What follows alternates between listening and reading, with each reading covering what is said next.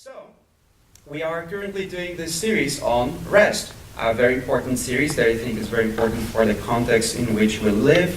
And so far we've seen some of, I would say, like the theory behind rest, like the motivations to rest and why we need to rest, the importance of it.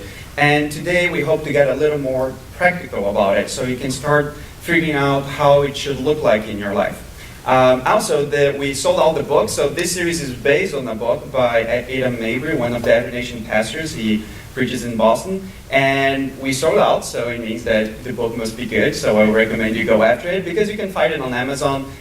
It's not an expensive book. There's also a Kindle version if you have a Kindle, so I would recommend it, even if you don't have time to rest. I'm pretty sure you have time to read that book. It's very easygoing and quick to read, and I think can be very transformative as well. So today we're going to look at what rest should look like in our life. And again, with almost everything that we preach here in church, not everyone has the same struggles. So maybe some of you, that you might have a good relationship with rest. You might be resting correctly.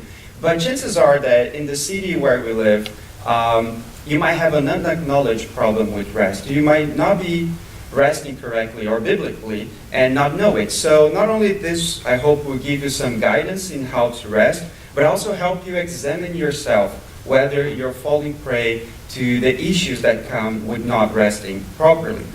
And resting, it sounds like it's very easy to do, so why do we need to talk so much about it? Isn't simply just doing nothing? Can you just lay down on the couch and do nothing and call that rest? And I don't think that's the case. And I'll give you an example from my own life. A couple weeks ago, not last week, but the previous one, my wife and I and some friends spent a week in a cottage. That was the first time that we went to a cottage since we got here in Canada almost 4 years ago. And it was very good and very restful. And we both understood that to be like a gift from God for this season, for us to rest from this year's labor. But I knew that I had to preach today. And preaching to me takes a long time to prepare because I don't do it so regularly, still a little new to me. So I was a bit worried that I was not going to have time enough to prepare. So I took my sermon stuff to the cottage to work in the cottage. And then I started working on it, and then I realized that it was all about not working. And I felt very convicted. It was like, how am I going to preach about it if I'm not doing it myself? And the very topic really spoke to my heart because today's topic is about resistance. It's about resistance to a few temptations that come with us, that comes with work, that rest is a good antidote for. And the first one is resistance against having control over your life, making sure that you're playing safe and you have everything covered so nothing will get out of your control. And I realized that I was struggling with that because I wanted to be in control and I couldn't receive that gift from God to rest during that week because I thought that I was not going to make it. So, I had to preach, so I better start with myself. So I did not prepare. So if today's not good, I know, blame it on the cottage. But I had to do it. I had to resist the temptation to have it under my control. And I think this shows how rest is not easy. It's not just doing anything. It's a profound act of resistance. It's active. You have to make a choice and you have to act on it to resist a few things. So what are we resisting when we rest biblically? Rest looks like resistance against anxiety, against autonomy, against coercion, and against idolatry. So we will unpack what these four things mean, and then we're going to look at what the rest should look like to be an active resistance against those things. So starting with resistance against anxiety, in the very institution of the commandment of the Sabbath, God told the people of Israel, "Remember the Sabbath day to keep it holy. 6 days you shall labor and do all your work, but the seventh day is a Sabbath to the Lord your God. On it you shall not do any work, you, or your son, or your daughter, or your male servant, or your female servant," and this is the important part, "or your livestock, or the sojourner which is within your gates," like the foreigner, the people who were not Jewish and had no reason to obey the law of Moses. Why is that important? Because those people, they were rural people. Their income, their provisions depended on the work they put on the field, on the harvest. So a day where they were not harvesting and their livestock was not working, and the Gentiles that worked for them were also not working, they had no income, they had no provision. What Jesus was saying is, not only you stop working on the Sabbath, but all the factory, the machinery, stops working for you. It's much easier to rest when you know that there is a whole, infrastructure working for you and providing for you, because then you know you're safe. But what God was saying is, everyone has to stop working. Even people who are not resting it for God's sake, like the livestock or the foreigner, they need to stop working because you need to learn to trust me to provide for you. It might seem unwise and imprudent, but if that's God's will, that we learn to trust Him to provide for us by letting go of achieving and letting go of providing for us, then I think it's wise for us to follow that. So it is a resistance against anxiety because we are anxious about providing for the future, for making this safe future for ourselves. And when we rest, we are sacrificing those plans. We are sacrificing those provisions and handing control over to God. So rest is an act of faith, is an act of resistance, because you need to trust that God will come through and provide. But I do think that it also builds up faith, because the more you do, the more you see God coming through and providing for you through other means, so that helps you trust even more. And not only is a sort of an anxiety for the bad future, let's say we're playing safe and rest is a way of trusting that God will give you all that you need, but it's also an anxiety against resistance against what we call today FOMO.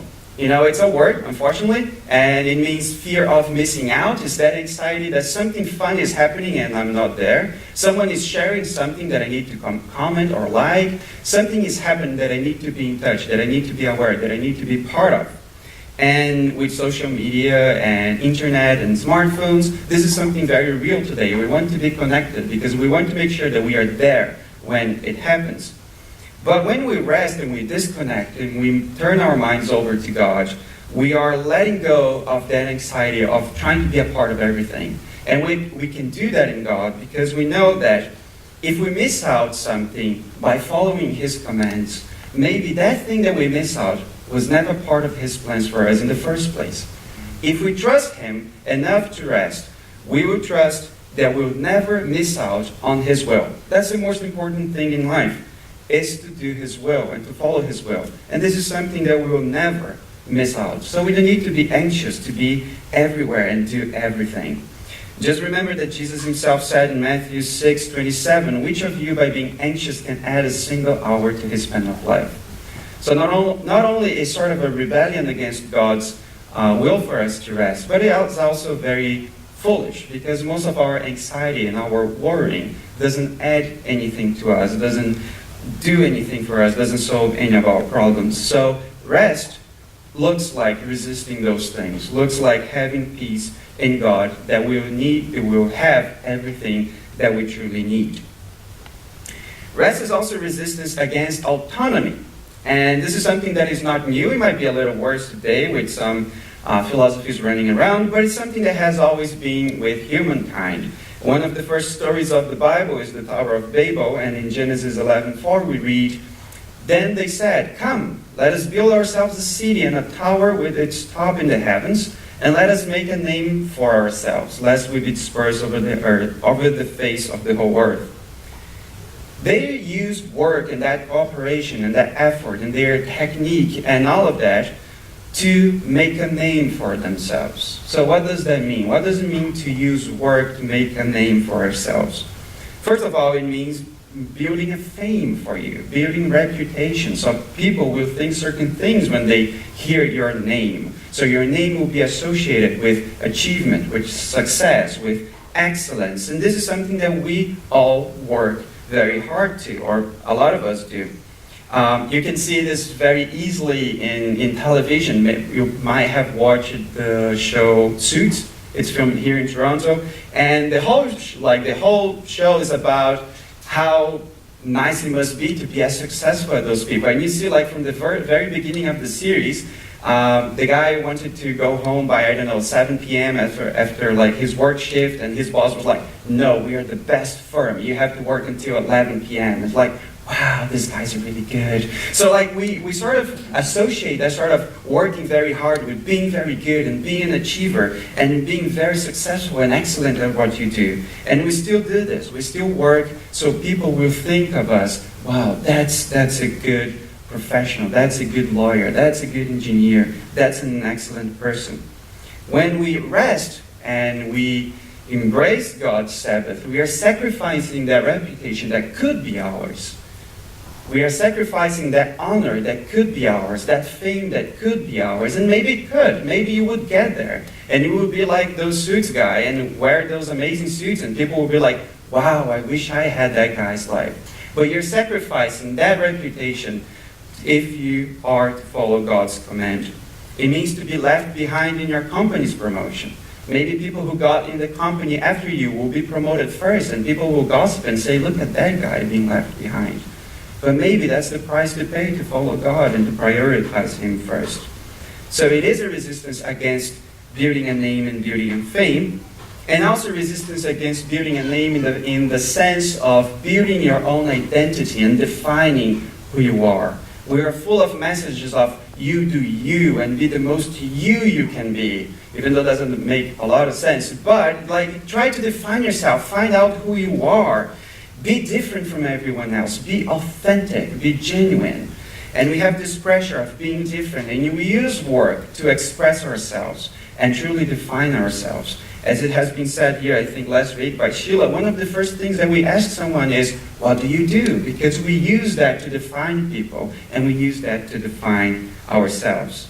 So when we rest, we are resisting against that temptation to put our identity in what we do, and we rest knowing that our identity is safe as a servant of Christ, as a child of God. Rest is also resistance, not only against anxiety and autonomy, but against coercion. And what do I mean by that? It means that there is a huge pressure nowadays for us to be conformed to the world. And the Bible, and Paul says in Romans, do not be conformed to this world. There is a certain set of values, of priorities, a certain idea of the good life in the world that you are not to be conformed to. You need to resist that idea of the perfect life, because you, as a servant of Christ, you have a different set of values and a different set of dreams. And these messages come from all different directions, from relationships, from TV, as we were talking about TV shows that preach a certain lifestyle that make you fantasize and wish that you had that sort of life. But just to give you a couple of examples from advertisement is really good at that, even when we think we are resisting them. So just to start with a very simple example, you might see an ad on the TV of someone looking great because they're using this amazing shampoo, and you're like, I would wish I would have that hair. I mean, I've never felt like that because really shampoo doesn't do much for me, but you know, that's the image that the ad is trying to sell. Like, you will look this great if you use the shampoo. But you might be smart and you say, you know, I'm not falling for that. I know that shampoo is not that great. That's not going to save my hair and make me look like that. And you feel very smart, like, I didn't fall for it. But you absorb the message that looking great is something to pursue in life. Even if you don't trust the shampoo to do that for you, you still think that it would be nice to walk in the streets and have people go, wow, what a nice hair. And that's one example. And you might not trust the shampoo, you might go after other things to, you know, look great. One more subtle would be something like, you see an ad of people hosting guests over, and they serve this beautiful lasagna, and the guests go and say, wow, this tastes just like my nonna's lasagna, my grandma's lasagna. And the guy's like, you know nothing, it's frozen lasagna. You know, like, pure win, like it didn't put any effort in it, and everyone loved it. You might not trust the lasagna to taste that great. Maybe you tried it yourself, and you know it's frozen lasagna. But it still makes you think that the only point in food is tasting great. So if you can arrive at the same end product without putting any effort in it, that's something to pursue in life, even though you might not trust that particular brand. However, to most people in most cultures, the preparing of the food is as important as the eating itself. And there is much that goes into relationships and into life itself that happens in a kitchen as people cook. So you might not trust the lasagna, but you trust the message that if you can skip the cooking, which is still just a chore, then you should. So we have all these pictures of the perfect life. You see, this soap will get your kid's jersey clean from the football practice, and you might not trust the soap, but it would be really nice to have the kid that scores the winning goal in the match. So you start building expectations for your children. Or something like, if you buy this gadget, this device, you will be always in touch. You might not like the brand, but you start thinking, maybe it's good for me to be always in touch. So TV and shows and relationships and gossip and ads, they're trying to sell you a picture of the perfect life with a certain set of values. And when we rest and we follow the biblical idea of rest, we're putting a stop. We're resisting that idea and that pursuit of a perfect life and telling ourselves and our souls, I'm pursuing something else. I'm pursuing a different dream, a different life that is according to God's values and God's will to my life, not people's expectations or other people's dreams of a perfect life. Not only it's an active resistance, but it actually gives you the time to stop and reflect upon which are the things that you are pursuing.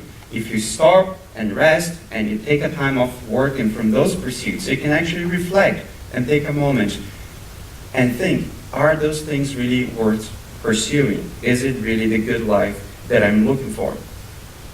So, rest is also resistance against coercion and resistance finally against idolatry, probably the most important of them. So, of course, idolatry doesn't mean only having like a physical shrine with an idol when you bring offerings to it, even though that still happens.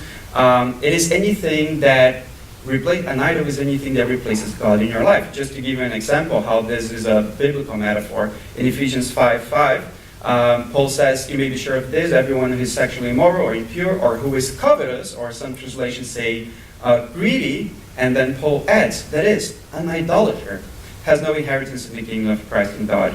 I won't comment on the whole verse because I did so in the Ephesians class last week, so if you want to know, you can listen to that or come to Ephesians class yourself. But I just want to bring attention to this image that, it's not even an image, it's an explanation that Paul adds, that whoever covets, whoever is greedy, whoever desires something more than the desire of God, it's not like they are like an idolater, they are the idolater. It is simply idolatry to put anything before God and above God in our lives. So, when we work, very often we are work towards things that are not God in our lives. We are work against, again, for reputation, for money, for safety. And whenever we pursue those things more than we pursue God, then it means that we are committing idolatry. So, the Sabbath and biblical rest is a resistance, is an antidote to idolatry because it requires you to sacrifice those things. It requires you to sacrifice that effort that you would put into making a reputation for yourself, into having more money in your bank account, into pursuing, whatever pursuit you have that is not God. It is that dying to ourselves and to the world that needs to happen for us to follow God and to follow Christ. So the Sabbath is itself a sacrifice of anything that can replace God. And also, again, the time that we take to reflect and ask ourselves and examine ourselves to make sure if God is still the top priority in our lives. So, we have these four things that we have to resist, and that rest can help us with. We have, anxiety, autonomy, coercion, and idolatry. And I hope these, let's say, enemies to ourselves, they help you examine yourself to see whether your relationship with rest is a good one. Are you falling victim to any of those things? Then maybe it is rest that you need to start practicing in a biblical manner. So it might be that you think you have a good relationship with rest, but make sure that your rest is also working against those things. So how can rest work against these four enemies? The first one, from anxiety to leisure. So what does that mean? It means that you are at peace and you have fun. That's it. You do something that you like. You have a laugh, a very, heartfelt laugh. Surround yourself with people that make you laugh, because you can laugh, because you're not worried about the future anymore. So you can have a good time.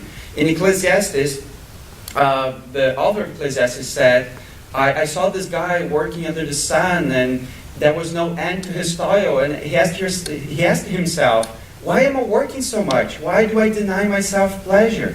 And later, or earlier in the book, the author says, there is nothing better in life than eat, drink, and that comes from the hand of God. So like having a good time and just enjoying the fruits of your labor comes from God, and it's something that if you are not anxious about the future, you can truly do.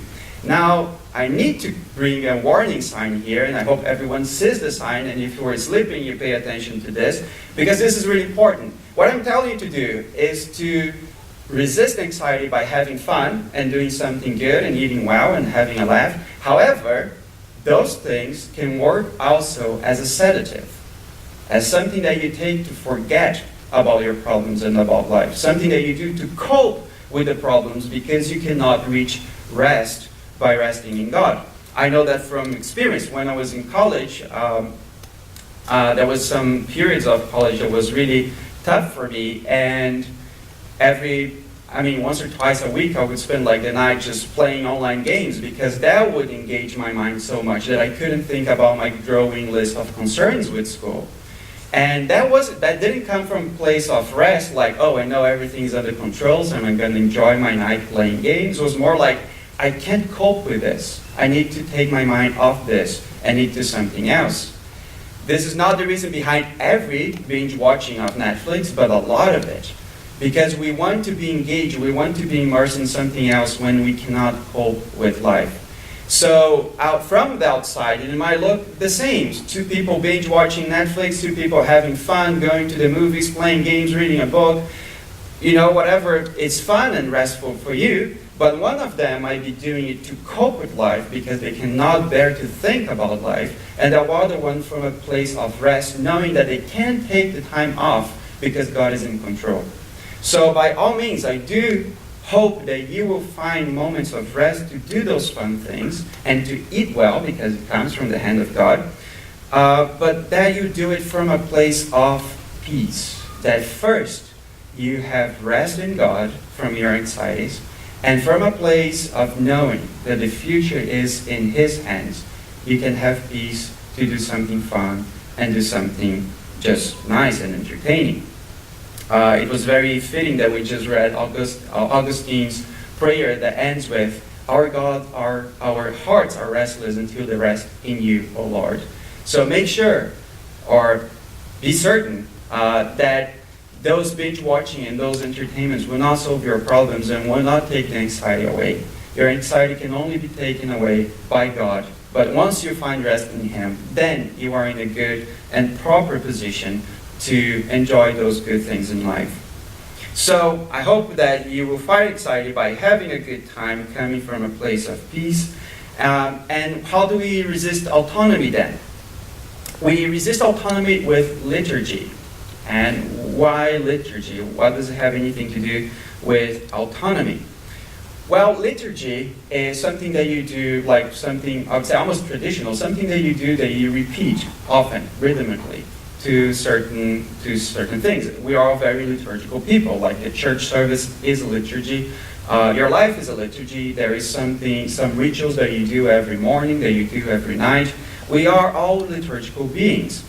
And this is very important because every action that we take, every choice that we make, also shapes who we are. The decisions that we make are changing us a little bit. And liturgy is sort of a pattern, a pattern of behavior that shapes you according to something else. And when we take the time to bring a stop to this pursuit of defining ourselves and finding out who we really are, to conform ourselves to some liturgies like church liturgies or just rhythms in life, then we are allowing ourselves to be conformed to that rhythm.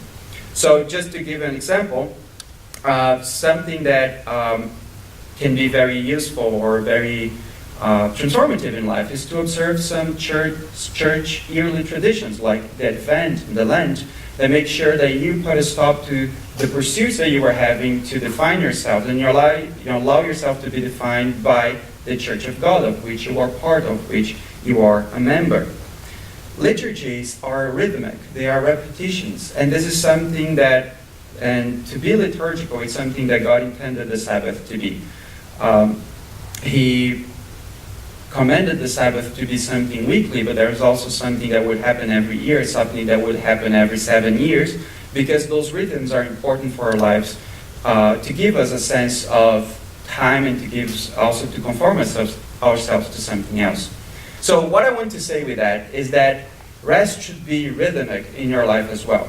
So you should prioritize obeying those rhythms. So if you can, have something weekly, something daily first, then weekly, then yearly. Those would be good things, to have a time every day where you stop your pursuits and you conform yourself to that ritual. Something that you do every week where, again, you prioritize over other pursuits, so you be conformed to that. And something yearly, like the Advent or Lent, or even something like having that 1 week of vacation every year, for sure, and prioritize that. Because by being conformed to something else, you stop trying to define yourself in your own terms, and you allow yourself to be defined as a follower of Christ, as part of this church who has been worshiping Him and following Him for 2,000 years. So have a rhythm, have a tradition, have a liturgy attached to your rest, so you resist this idea of trying to make a name for yourselves. How do you resist coercion? How do you resist the idea that the world wants you to pursue for a good life? You resist with liberation. You liberate yourself from those ideas and you pursue something else in defiance. Be very defiant. Do something that is not productive at all. Pursue a different lifestyle. I really like the way that Adam, the author of the book, put it. He says, like, you should pursue a non-work or an avocation, something that is not your vocation. A kind of work that you just for pleasure, something that will bring you no return. So learn a craft, something that will not bring you any income just because it's fun, because we were made to be creative beings. So learn a craft, or learn to play music badly. We never, no ambitions of being part of a band or playing in worship. We have a lot of good people doing it. So, just do it because it's good, and music was made by God, so do it. Don't do it because it's productive, because it advances your life in any way. My favorite is learn a useless language. There are many languages that will help your CV. Something that will look good in your CV, like I'm fluent in French, in German, in Italian, in Spanish. I'm not, but it would be nice to have those things. It would be really cool to have that CV. But go learn something just for fun. Irish sounds amazing. I don't know if anyone was hired in Canada for speaking Irish, but I'll totally learn it because it just sounds so cool. Learn a dead language, learn Latin, or if you want to go all in, learn one of the Elvish languages of the Middle Earth. It's something that you would never put at all in your CV, just because they are awesome and I have someone to practice with. I'm not there yet, but maybe one day. So pursue something that is not productive for you, that doesn't conform itself to the world's idea of a successful life, someone who is always achieving and putting effort in pursuing that sort of perfect life. Do something almost like in defiance, because there are good things to find in those pursuits as well. And finally, you resist idolatry with worship and with meditation. And this is the most important one, the one that should inform all others. If we just stop to the first one, you say, okay, all my rest would look like Netflix because that's leisure to me. Make sure that there is room for God in your rest. And not only room for God, that He is the reason for your rest, and that everything you do has room for Him. That the things you watch has room for God to come and transform and speak to you. That the things you do, the crafts that you learn, will be somehow about God as well. That the liturgies that you do is not just a ritual, but a ritual that gets you closer to God. So this is the line that informs all other previous lines. Make sure that you meditate, that you reflect, and make sure that He is still the priority in your life, that He is the reason for all of your pursuits. And just worship Him with everything. Worship is not only song. You can worship Him by making beautiful things, because He is the source of all that is beautiful and all that is beauty. Make sure that in your liturgy, you're conforming yourself to a Christ-like character. Make sure that with your leisure, you're grateful because it comes from the hand of God. Really appreciate every good meal that you have. And as you eat it with gratitude. Make sure that God infuses every tiny bit of rest in your life. That He is still the reason that you do it. Not only the reason that you work, but the reason that you rest, the reason that you are alive. So, I hope that these things might help you start thinking about how your rest is currently going, and also what it could look like, what it should look like in your life. The next couple weeks will also be practical. We'll also be sharing on other things that you can do in your rest to make sure, or to conform it to a biblical pattern of rest. But these things are already very practical, and I hope that they will help you reshape the way you rest.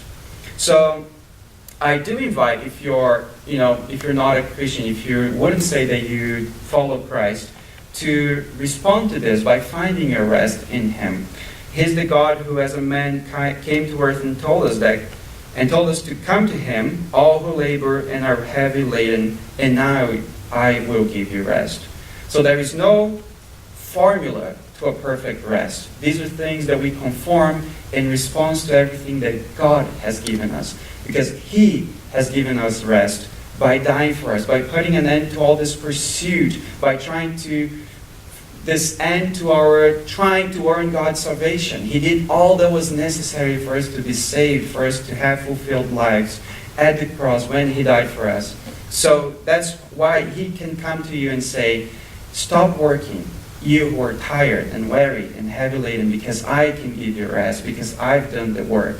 And it is from that position of Christ's rest that we can go and have leisure and have a ritual and liberate ourselves from the world's idea of a perfect life and worship Him and even approach Him. We can only approach Him because God has given us that opportunity by dying for us and giving us rest. So I invite you to put your life in His hands and taste for the first time in your life what is truly rest, what it is like to have no worry at all about the important things in life, about putting an end to all the labors, to define yourself and to find purpose in life. And if you are Christians, if you have put your faith in Christ, you know all of this already. So I only urge you to remember this, to not fall prey again for your old lifestyle of trying to earn things, of trying to control things, of trying to define yourself.